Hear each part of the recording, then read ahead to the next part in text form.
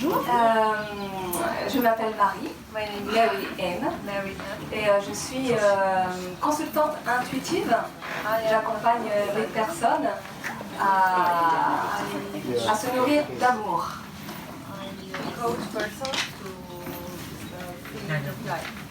Et je suis aussi artiste.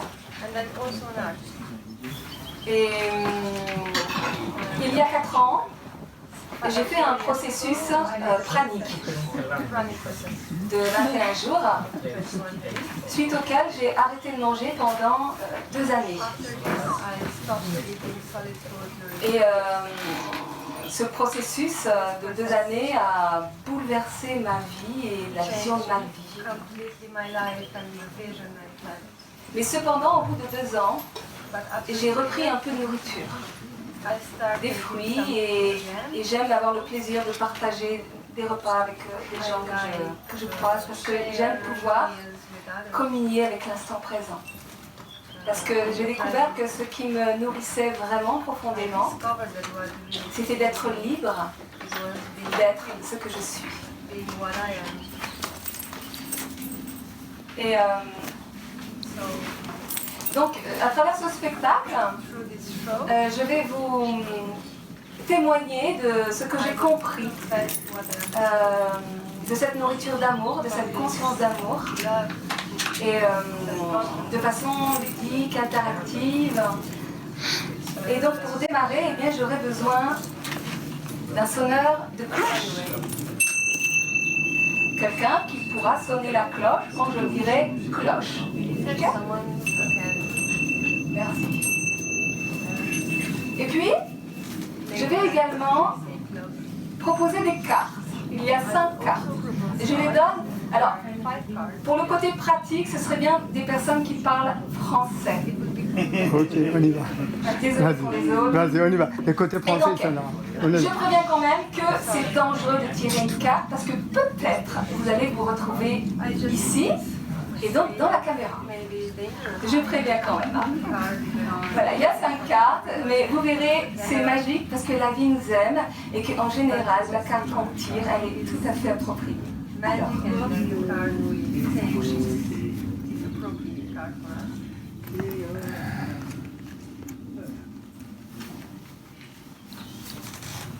tu parles français? Oui. You speak French? Merci. Il en reste une. C'est bien parce que j'ai déjà joué le spectacle samedi soir et il y avait comment dire, de la musique, mais là j'ai juste 45 minutes donc il n'y aura pas de musique. Et c'est que des filles qui ont tiré les cartes. Et aujourd'hui il y a plein d'hommes, c'est génial.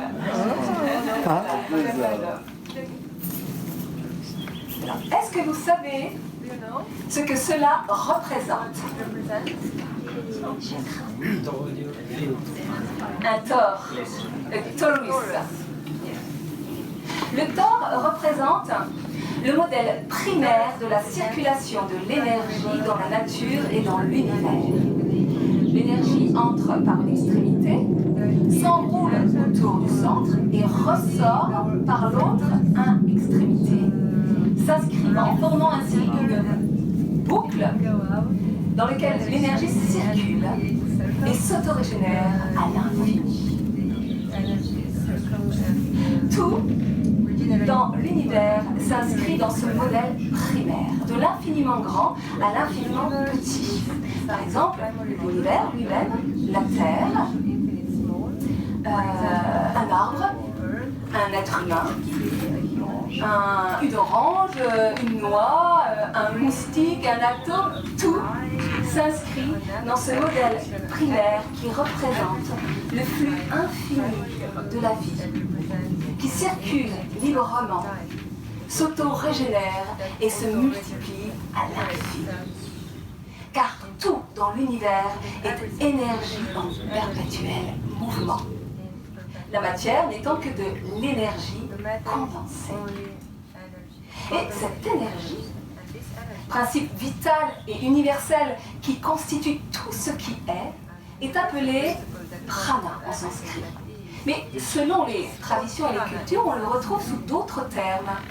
Ki, chi, manas, ou encore amour ou lumière chez les chrétiens.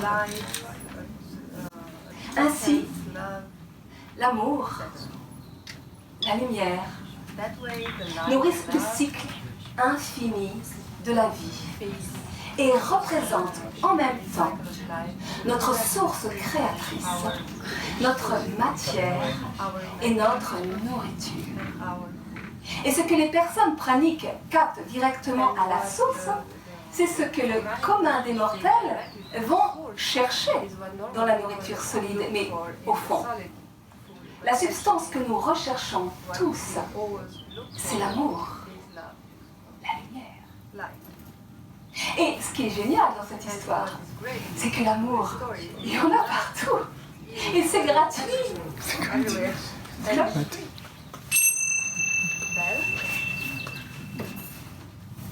Au commencement, donc, l'être est une idée lumineuse. Mais pour que cette idée s'incarne dans la matière, eh bien, il faut un corps. C'est une fille. Elle est mignonne, hein? La petite moumoute. Et pour que ce corps fonctionne, eh bien, il lui faut l'énergie. Et lorsque tout est aligné, connecté, unifié, alors là, c'est magique. Ça s'allume. Mais avant d'en arriver là, eh bien, il y a des étapes à franchir. Car en effet, lorsque l'être s'incarne dans la matière et que l'enfant paraît, il est tout d'abord relié à sa matrice parentale, c'est-à-dire son père, sa mère, sa famille, ses éducateurs. Tu veux bien me servir de matrice parentale? Oh, absolument. Merci. Donc, le rôle de la matrice parentale est de nourrir et de protéger l'enfant, mais également de couper peu à peu cette sorte de cordon ombilical pour permettre à l'enfant donc de couper avec douceur, mais fermeté, pour permettre à l'enfant de se séparer et de se relier à sa propre source d'énergie. Pour que peut-être un jour, il puisse s'allumer. Ce qui n'est pas toujours le cas. On verra pourquoi par la suite. À votre avis, quelle est la raison d'être d'une ampoule? Ça, c'est son rôle. Le business. Quelle est la raison d'être d'une ampoule? Éclairer, c'est son rôle. La raison d'être d'une ampoule, c'est l'énergie. Sans énergie, il n'y a pas d'ampoule. Okay? Alors, en sachant cela, quelle est la raison d'être humaine? Si la raison d'être d'une ampoule, c'est l'énergie, la raison d'être humaine, c'est l'énergie d'amour. Nous sommes nés de l'énergie d'amour et de sa passion à se multiplier. Et nous avons la possibilité d'incarner cet amour pour le faire prospérer dans la matière et de créer le paradis sur terre. Quel programme est cela? Nous sommes donc constitués de deux grandes dimensions. Une dimension matière, notre corps, qui est limité dans le temps et dans l'espace, et qui est donc périssable, mortel. Comme il est périssable, il est naturellement investi d'une vibration de peur, et il vit dans une quête permanente de sécurité. Et puis une dimension lumière, notre être, qui lui est illimité dans le temps et dans l'espace, et il est donc non périssable. Il représente notre raison d'être humaine, il est donc naturellement investi d'une vibration d'amour. Et il n'a qu'une seule quête, être et prospérer. Ces deux dimensions, une régie par la peur et l'autre régie par l'amour, sont donc conçues pour fonctionner ensemble. Et elles sont indissociables. On pourrait ainsi dire que l'amour nous colle à la peau. Mais pour que l'amour s'incarne dans la matière, que le corps de lumière puisse descendre, eh bien, il faut que l'individu fasse un choix crucial. Il doit appuyer sur l'interrupteur. Et oui, ce n'est pas automatique. Mais s'il appuie sur l'interrupteur, comme on l'a dit tout à l'heure, la lumière jaillit. Et ce qui est génial avec la lumière, c'est que ça rayonne, ça déborde de partout. Tout le monde en profite. Car lorsque nous sommes reliés à notre propre source créatrice, alors nous devenons des producteurs de lumière, des producteurs de prana. Et nous vivons naturellement dans un état d'amour, d'altruisme et d'abondance. Ha, ha, ha.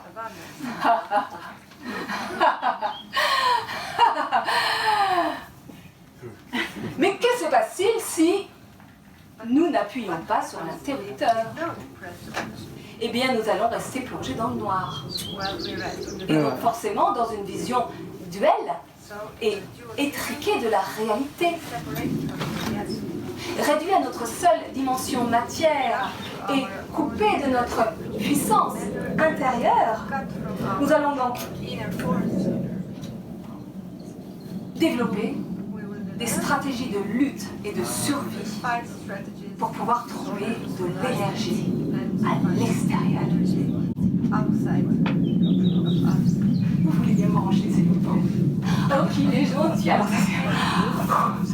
ça c'est génial. Oh, merci. Alors, ça m'aide bien un petit calme. Merci. Ça m'aide bien. Hein? Je suis gentille, hein? Comme je suis gentille, hein? J'ai un petit peu d'amour, de reconnaissance, parce que moi j'ai un peu besoin d'énergie, là.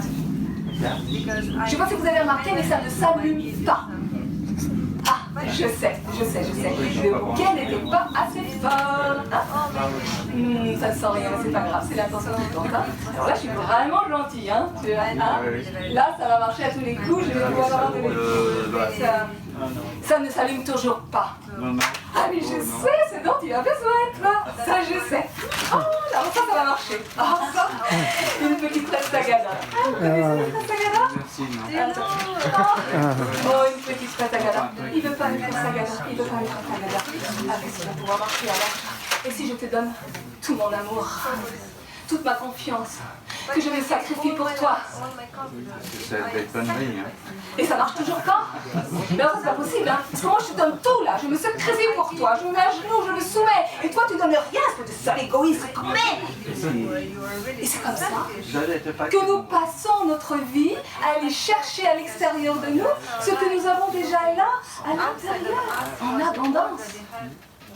Et que plutôt que de devenir des producteurs d'amour, eh bien, nous allons provoquer des conflits, des jeux de pouvoir, de la manipulation, des problèmes, de la dépendance, de la violence, enfin bref, que de la souffrance. Mais où est donc l'interrupteur, hein? Où est donc l'interrupteur?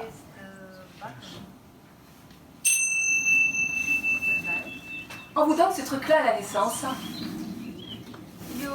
mais on ne vous donne pas le mode d'emploi. Enfin, moi, personnellement, je ne l'ai pas eu. Je ne sais pas vous, quelqu'un a eu le mode d'emploi? Donc, j'ai cherché longtemps l'interrupteur. Et dans le noir, je peux vous assurer que c'est pas facile. Mais j'ai fini par le trouver. Est-ce qu'il y en a qui ont trouvé l'interrupteur? Est-ce qu'il y en a qui ont une idée? Non, pas d'idée? Déjà, il n'est pas à l'extérieur. Déjà, il n'est pas à l'extérieur. Ça, c'est clair. Le cœur. Et oui, quelque part, c'est un peu logique, parce que quand on y regarde bien, sur le plan physiologique, c'est le cœur qui permet la circulation de la vie en nous, qui fait circuler le sang, l'oxygène. Mais ça, c'est automatique, il n'y a rien à faire. Mais sur le plan psychique et symbolique, c'est lui également qui permet la circulation de l'énergie d'amour. Mais ça, c'est pas automatique. Alors comment ça marche? Qui a tiré la première carte, la carte numéro 1? Oui. Tu peux venir s'il te plaît? Alors, est-ce que tu peux lire ce qui est écrit dessus? Oui. J'ouvre mon cœur J'ouvre mon cœur. I open my heart. Tu sais comment on fait toi, pour ouvrir un cœur? Do you know how you Je regarde dans les open your heart? On regarde dans les yeux? Ah bon. Comment on fait? Est-ce que vous êtes déjà tombé amoureux? Did you Oh ever oui. fall in love? Le cœur s'ouvre lorsqu'il aime. The heart is open. Parce que lorsque nous aimons, c'est-à-dire que lorsque nous éprouvons l'amour en nous, non seulement notre cœur s'ouvre, mais tous nos sens s'éveillent. Et nous devenons comme une fleur qui ouvre ses pétales pour se nourrir de la lumière du soleil. Et à travers chacun de nos sens, le toucher, la vue, le goût, l'ouïe, l'odorat, notre corps s'exalte, exulte.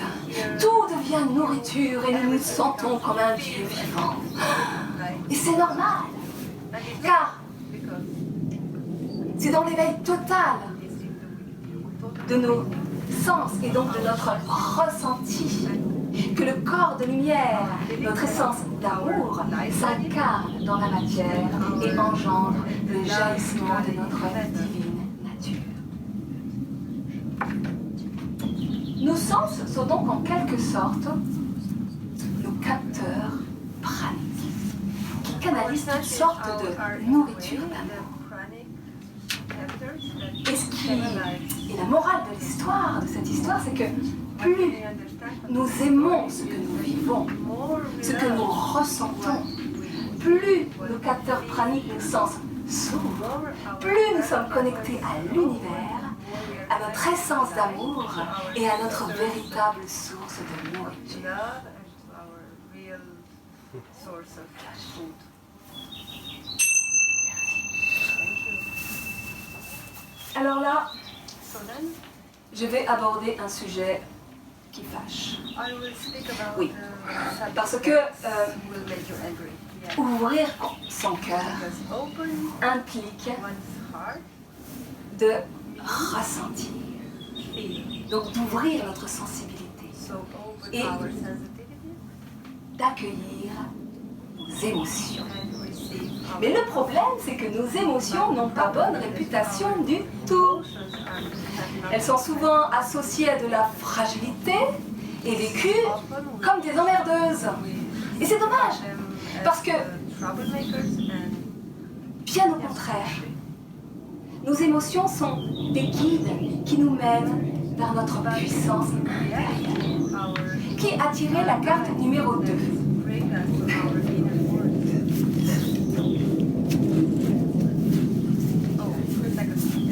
Tu peux la lire? J'accueille mes émotions. J'accueille mes émotions. Alors, comment tu les aimes, toi, tes émotions? Un peu, beaucoup, à la Je les folie? adore. Génial. En général, les gens qui n'aiment pas leurs émotions, c'est qu'ils n'ont pas encore compris comment elles fonctionnent. Alors, moi, voilà ce que j'ai compris, hein, c'est que nous avons 4 grandes émotions, dont 3 dites négatives. La peur, la tristesse, qu'est-ce que c'est chiant d'être triste, et la colère. Ah, c'est mal d'être en colère, hein, c'est pas bon.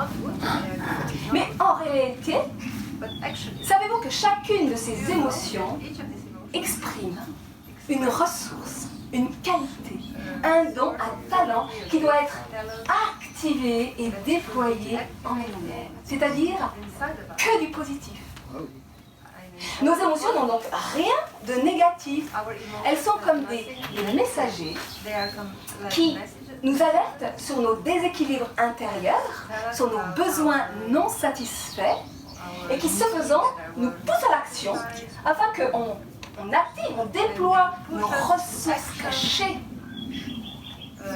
qui sont nécessaires à satisfaire nos besoins et à rétablir l'équilibre. Nos émotions sont donc des activateurs de ressources. Alors, je vais vous proposer un petit exercice, tu es d'accord? Oui. Ok. Alors, Moi, je sais pas. même pas. Donc, je vais te proposer, alors vous pouvez tous le faire, hein. Je vais te proposer de laisser émerger de façon très spontanée, tu laisses parler ton cœur, 3 qualités qui sont fondamentales pour toi. Fondamentales pour toi. Gratitude. Merci, merci, merci mon amour pour tout ce que tu m'as dit.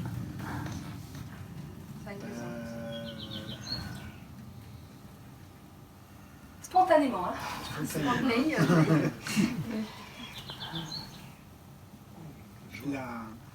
La gaieté. La gaieté, la joie. Je ne sais pas si c'est une qualité C'est une vertu. Et troisième. Et la spontanéité, la liberté. Okay. Alors, est-ce que tu vis ces qualités pour toi-même? Est-ce que tu les incarnes? C'est-à-dire, est-ce que tu es gratitude? Est-ce que tu es joie? Et est-ce que tu es spontané avec toi-même? À 100%. Je suis assez contente. Là, c'est Je suis assez contente. Mais qu'est-ce qui se passe lorsque on ne vit pas ces qualités qui sont fondamentales pour nous-mêmes à 100%? Eh bien, pas beaucoup d'énergie. On est fatigué, on n'a pas d'énergie. Eh bien, on va attendre des autres qui s'en occupent. Et ce qui est magique, ce qui est super, car la vie nous aime, c'est que nous allons attirer à nous, comme par hasard, des personnes et des situations qui sont avares de ces qualités, de ces ressources. Et là, ça va générer en nous des émotions pas très agréables. Ça fait quoi, toi, quand tu es face à quelqu'un qui est... La colère. De la colère, tiens. Et qu'est-ce qu'elles nous disent, ces émotions? Qu'est-ce qu'elles nous disent?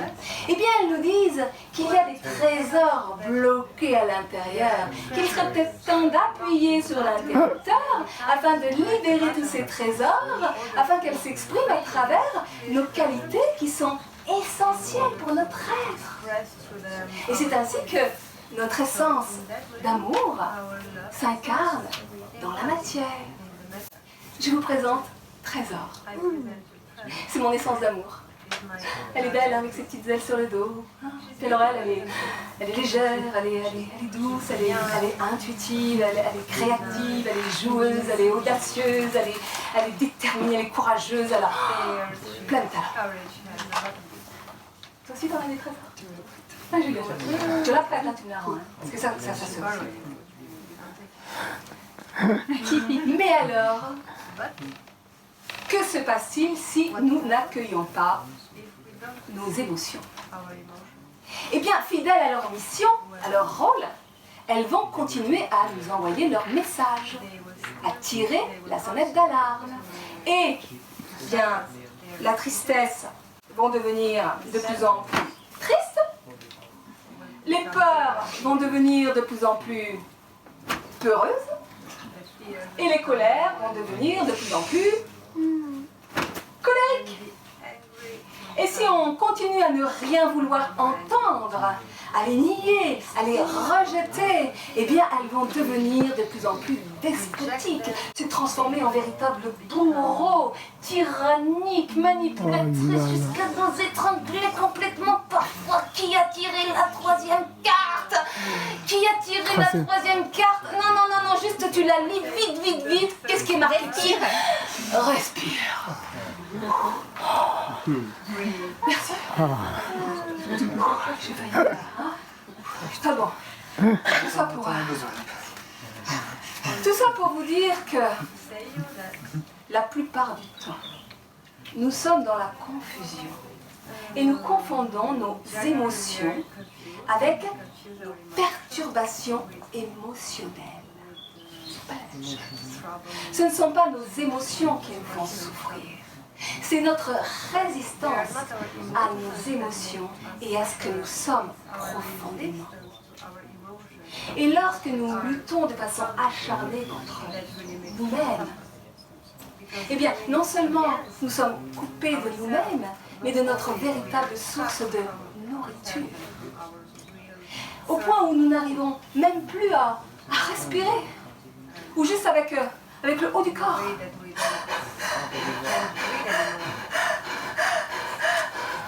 Mais quand on respire juste avec le bout du corps, eh bien, on n'a plus d'oxygène.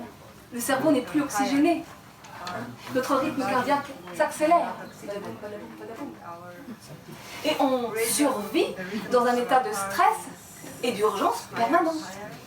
Et donc du coup, on respire vite, on pense vite, on parle vite, on dort vite, on mange vite et surtout, on meurt vite.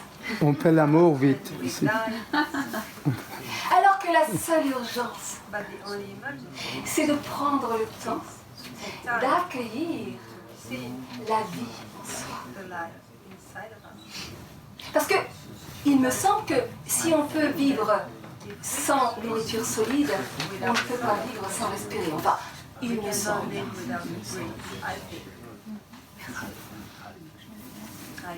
Tu peux venir, s'il te plaît ? Donc je respire. On va regarder un petit peu comment tu respires. D'accord ? Tu peux respirer, ça va ? Vas-y, mets-toi comme ça. Vas-y, respire. Ah, tu me prends mal. Est-ce que vous savez comment on respire normalement, naturellement? Juste là-haut de poumon, là-haut de cœur. Il suffit de regarder un nourrisson qui dort. La seule partie de son corps qui bouge, c'est le ventre. le ventre. La respiration naturelle, normale, c'est la respiration ventrale. D'accord? Donc, ça consiste à l'inspire, on gonfle le ventre, ensuite les poumons, et à l'expire, on vide les poumons, et après le ventre. Et ce qui est génial quand on respire normalement, c'est que non seulement ça nous apporte de l'oxygène, mais en plus de ça, ça nous relaxe, ça nous détend. La respiration, c'est un super anti-stress. Hein? C'est un super outil de méditation.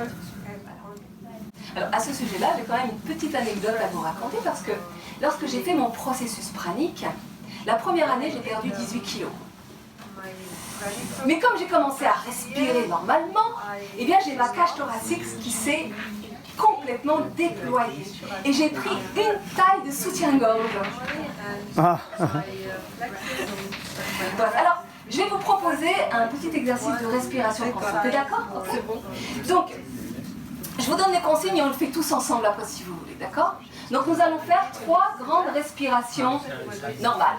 D'accord? Avec le ventre, ça. Donc à l'inspire, on gonfle le ventre puis les poumons, et à l'expire, on vide le poumon et on vide le ventre ensuite, jusqu'à ce qu'on n'ait plus du tout d'air. Et à l'expire, on va sortir un son. On va sortir un son. On pourrait faire par exemple le son OM. D'accord? Et j'insiste sur l'expire car c'est lorsque le vide s'installe en nous que la relaxation et la détente apparaissent. Et ça, c'est quelque chose de fondamental sur lequel je reviendrai après. C'est que c'est le vide en nous qui permet la circulation de la vie, qui permet de nous connecter à notre essence d'amour, qui permet la libération de nos perturbations émotionnelles. Vous êtes prêts? On y va. 3 grandes respirations.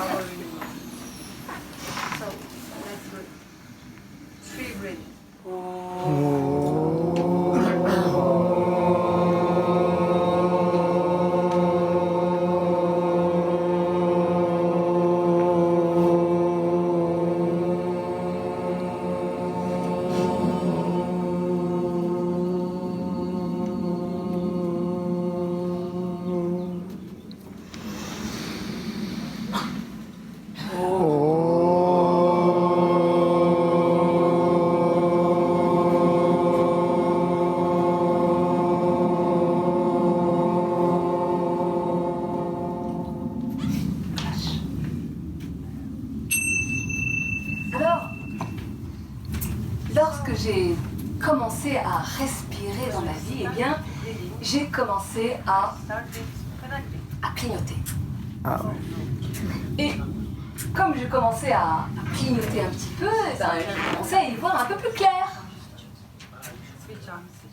Et donc, Trésor a commencé à faire des apparitions dans ma vie. De plus en plus. Mais le problème, c'est que à chaque fois que je lui ouvrais la porte, eh bien, c'était l'emmerdeur qui pointait son nez. Quoi?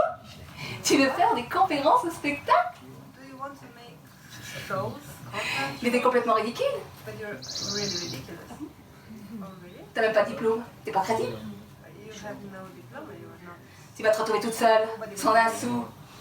You will find yourself Et tes alone. enfants, t'as pensé à tes enfants, hein? Think about your Vous children. connaissez cette petite voix sournoise, insidieuse, subtile, hein? Qui nous juge, qui nous casse, qui nous bloque dans tous nos projets, nos rêves. Every project C'est notre you have, auto-saboteur. it's Nous avons tous un auto-saboteur. En général, il s'installe très tôt dans notre vie. Hein? can really earn. C'est lui qui nous permet de nous adapter, voire de survivre à notre milieu social et familial. Donc à la base, il est là pour nous protéger. Alors on lui fait confiance. Et puis au final, eh ben, il prend tout le pouvoir, toute la place, et il nous empoisonne la vie. Et pour cause, il a peur de tout. Peur de ne pas être aimé, peur d'être rejeté, peur de manquer, peur de ne pas réussir, peur de réussir, peur de l'inconnu, peur du vide, le vide, hein.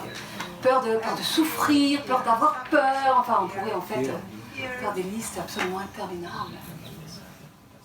Et puis alors, surtout lui, il ne veut surtout pas ressentir. Et il va tout mettre en œuvre pour anesthésier nos émotions et rester bien planqué dans le noir.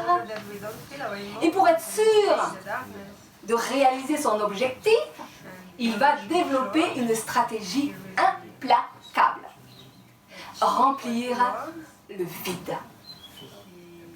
Alors il va remplir le temps avec toujours plein de choses à faire. Ah oui, je dois, oui, il faut, et puis je veux. Et puis il va remplir l'espace avec plein de possessions matérielles. Et puis il va remplir le silence avec plein de bruit, avec plein de pensées, avec plein de savoir. Oh, le savoir, ça fait beaucoup de bruit, le savoir. Hein? Et puis il va remplir le corps. Ah oui, rien de tel pour anesthésier une petite émotion que de se remplir l'estomac.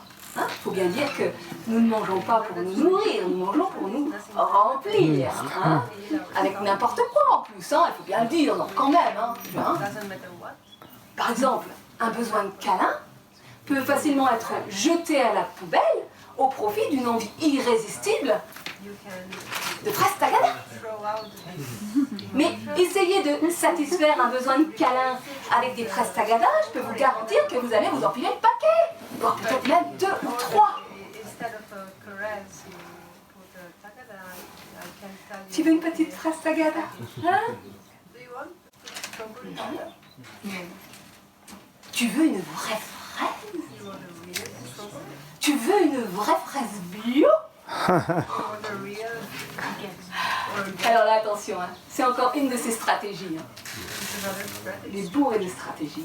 Hein. Nourrir une bonne image de soi, une bonne conscience, en mangeant bio, vegan, cru, vivant, pranique même. Mais je vous rassure tout de suite, hein, on peut être complètement coupé de soi-même, complètement anesthésié avec la meilleure alimentation du monde. Hein. Parce que manger sainement ou ne pas manger du tout, ça n'a jamais empêché le stress, les conflits relationnels et la maladie. Et ça, je suis bien placée pour le savoir. Mais c'est vrai que quand on commence à y voir un peu plus clair dans notre vie et qu'on a envie de reprendre en main notre vie, de changer plein de choses, eh bien on a plein d'attentes, plein d'objectifs, et ça donne un truc comme ça. Oh, j'ai tout compris, il faut que je m'aime à 100%. Ah oui, donc il faut absolument que je développe la confiance en moi. Et puis, je dois penser positif, hein, parce que la pensée positive c'est quand même extraordinaire. Hein. Et donc il faut que je mange sainement. Et si je pouvais arrêter de manger, ce serait le top quand même, hein, parce que la nourriture pranique, hein, c'est le kit tout en un. Et Et puis je dois avoir une pratique spirituelle. Hein. Et puis, comme je dois m'aimer absolument, je dois tout faire pour réaliser mes objectifs. Et donc, je vais me débarrasser de l'emmerdeur. Et là, vous avez dit le mot qui fâche. Parce qu'on ne se débarrasse pas de l'emmerdeur comme ça. Hein. C'est très volatile, ces petites bêtes-là. Vous le faites sortir par la porte, il rentre par la fenêtre. Et en plus de ça, il renforce ses stratégies. En se camouflant derrière des bonnes intentions. Et en se faisant passer pour trésor. Eh oui, parce qu'avec leurs petites ailes sur le dos, tous les deux, ça leur donne un petit air de famille. Et on pourrait les confondre. Mais le problème, c'est que lui, il ne sait pas ce que c'est que l'amour. Parce qu'il ne veut pas ressentir. Il ne veut pas aller dans l'inconnu. Il ne veut pas traverser le vide. Et il ne veut surtout pas mourir. Donc si vous voulez l'abattre à tout prix, forcément il ne va pas se laisser faire, vous comprenez bien. Donc, une règle fondamentale avec l'emmerdeur. Premièrement, ne jamais le combattre, ne jamais l'ignorer et ne jamais le vexer. Bonjour toi. Comment tu t'appelles? L'emmerdeur. Oh, quel joli nom. Et là, vous allez voir, il va commencer à se détendre. Donc, première étape, j'ouvre mon cœur. Deuxième étape, j'accueille l'emmerdeur, les émotions. Troisième étape, je respire. Et quatrième étape, qu'est-ce que je fais là? Rien. Je ne fais rien.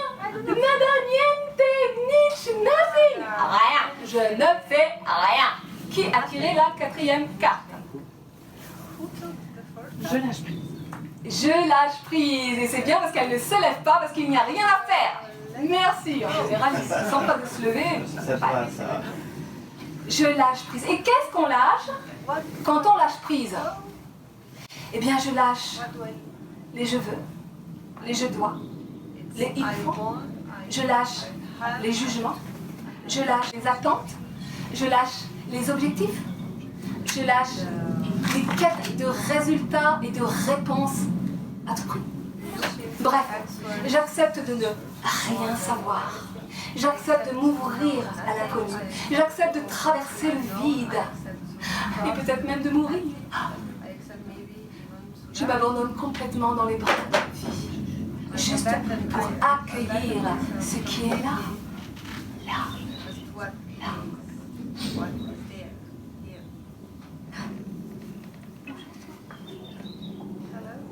Après tout, tu m'as protégé toute ma vie. Ça viendra avec là. T'as besoin d'amour aussi. Et c'est dans cet abandon total de soi que le miracle s'accomplit. Et que la solution apparaît. Que la réponse devient évidente. Et que l'action juste s'impose d'elle-même.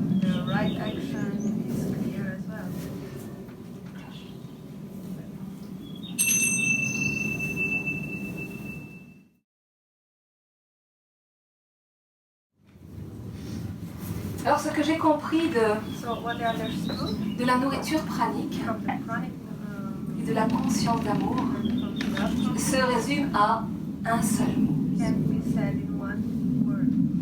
Aimer. Aimer ce qui est. Car lorsque nous aimons de façon inconditionnelle, nos émotions et toutes les parts de nous que nous jugeons inacceptables, les plus lumineuses comme les plus sombres et les plus noires, alors elles donnent le meilleur d'elles-mêmes. Et c'est comme ça que l'emmerdeur est devenu mon meilleur ami.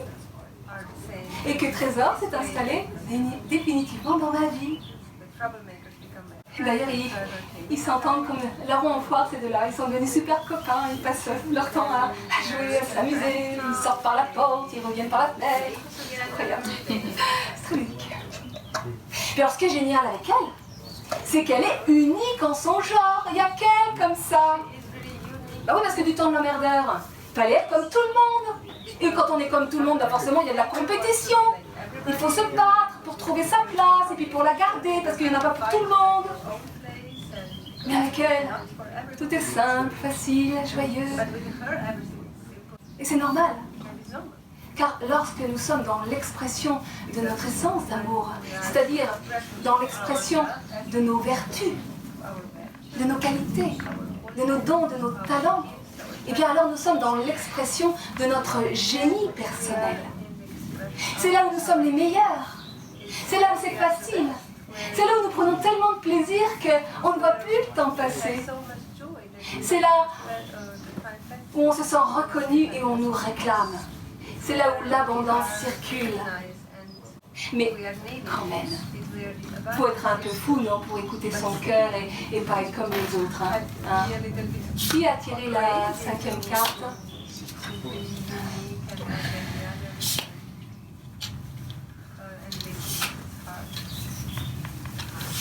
J'accueille ma divine folie. J'accueille ma divine folie. Eh ouais. Et non seulement je l'accueille, mais je la cultive. Car c'est ce petit grain de folie, aux couleurs et aux parfums si particuliers, qui fait de nous des êtres hors du commun, uniques et spécifiques. Et lorsque nous sommes dans l'expression de cette part de nous, eh bien, non seulement nous nous sentons pleinement nourris, mais nous nourrissons également les autres, le monde et l'univers tout entier. Et c'est alors que nous devenons des producteurs d'amour, de lumière, de prana, et pleinement rassasiés et nourris de ce que nous sommes. Alors peut-être allons-nous oublier de manger. Sais-tu ce qu'on dit des fous? Pas spécialement. On dit des fous qu'ils sont des illuminés. Alors, bienvenue dans le monde des fous. Yeah.